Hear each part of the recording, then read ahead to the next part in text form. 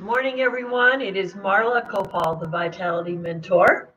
And just again, to let some of you know that when I do these lives, I'm doing them on StreamYard, which is a really fascinating program. It allows me to put these things on the bottom, and so that you'll know how to get in touch with me. And then I post them to my YouTube channel and to Facebook. So you're welcome to use the public ones on Facebook, or I would love it if you would register as one of my guests on, or subscribe is the word I'm looking for, on my YouTube channel, which is called The Vitality Mentor.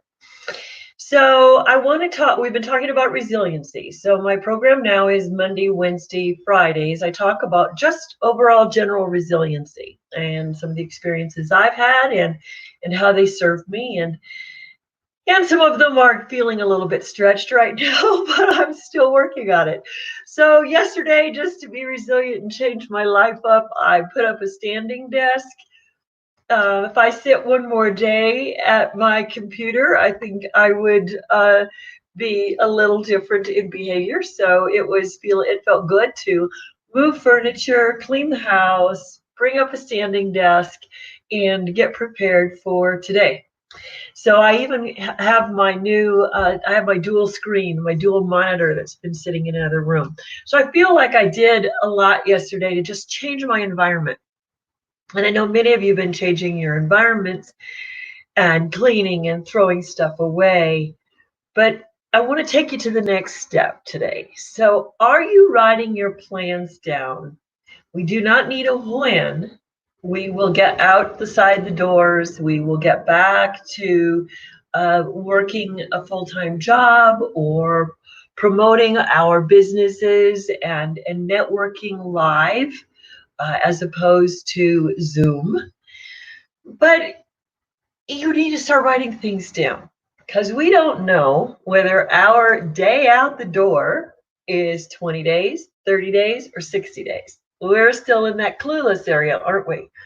But when you start giving yourself some satisfaction of where you're moving out of and to, you will be in a more resilient state. So let me back up. I jumped ahead of myself this morning, as is my typical behavior. But there was a great quote that one of my friends posted today. She's a chiropractor, and her name is Jennifer Frick Drake. And I just love what she says. And I probably switched her name up wrong. So let's just talk about Jennifer, my friend, the chiropractor. She posted a quote from Viktor Frankl. It says, when you are no longer able to change a situation, then we are challenged to change ourselves.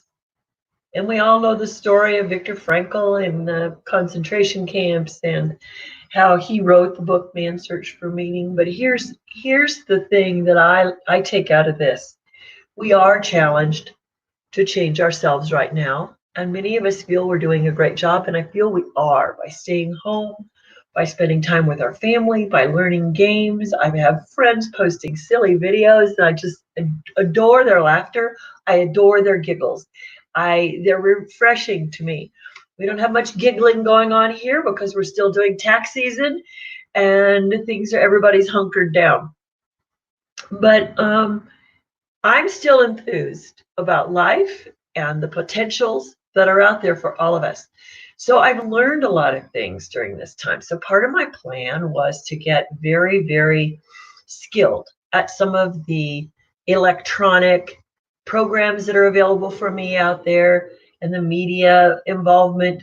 Yet I was just doing basics. So now I've probably gone to average in my skill base. So that was fun to do. But I had a conversation last week with a friend. We were on target to do some particular vending in some particular locations.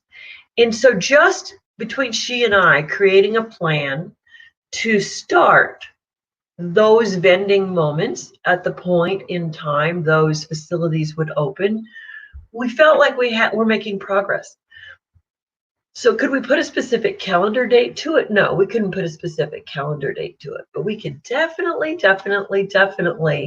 start some planning some thinking, some thoughts, because when we do these, it's going to be 7 days in a row, and we're going to have to really schedule our time. So I'm in my spare time, when it's not snowing, I'm out walking and building up my stamina.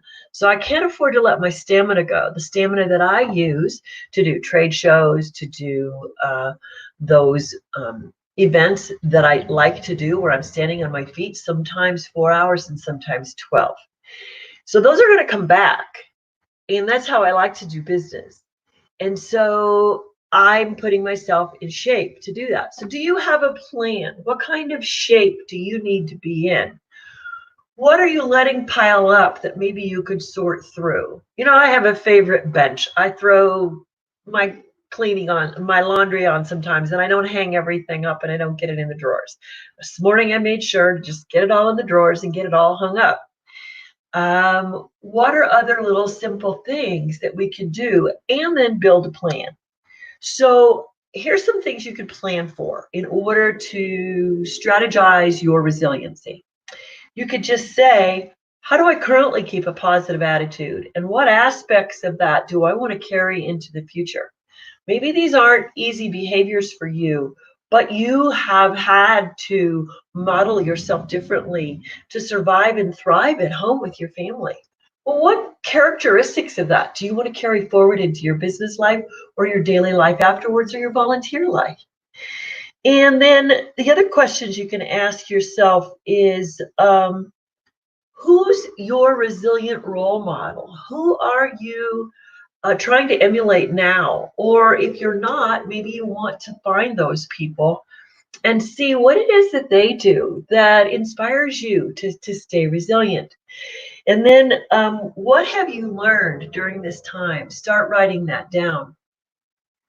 Once you've done those things, then I want you to start writing out what are some of the dreams that you've come up with. So we've all been caged. How many of you are ready to go camping, and how many camping trips do you want to have this summer? Just put down a number and put go camping and a number. That's going to feel like you're already out the door. How many of you have 5 weekends planned to touch base with your family? And how are you going to do that? And are you all going to meet up somewhere for a picnic? Maybe that's what you want to plan. Sad to say, life is going on for many. I have family members headed to Kansas for a family death. And they planned ahead. They took 90 days of prescriptions in case that state quarantines them and doesn't let them back out, or in case Colorado's quarantining. Who knows? They took a copy of the obituary with them so that they could show, if they got stopped, where they were going. Who knows what our lives are going to be like? But I want you to start having some fun plans. So some of you are doing really well right now. You're making some fantastic videos. I have a friend who's out swimming in the snow and posting her comedic adventures every day. We have people making up words for Scrabble. So Karen Howarth and Steve Howarth, thank you very much for all that you do to keep us laughing. And I want you to have in your plan for the future of how you will continue to laugh. If you have been creating silly moments at home and you never did that before this virus, then maybe that's something you want to continue. So part of your future planning are the celebrations that you'll have that maybe they're a little different. Maybe the date everybody decides to lift these bans will become a celebrated date. Maybe it won't. Maybe it will become a date we will all love to forget. But these life transitions happen to help us create something new. And gosh, it is so hard to know what the something new is when it's all unknown. But put a resiliency plan together, put a vitality plan together. What are you going to do to stay enthusiastic? What are you going to do to be resilient in case something like this shows up again? Where are you going to build in your flexibility? If you didn't have it before, you've built it in now.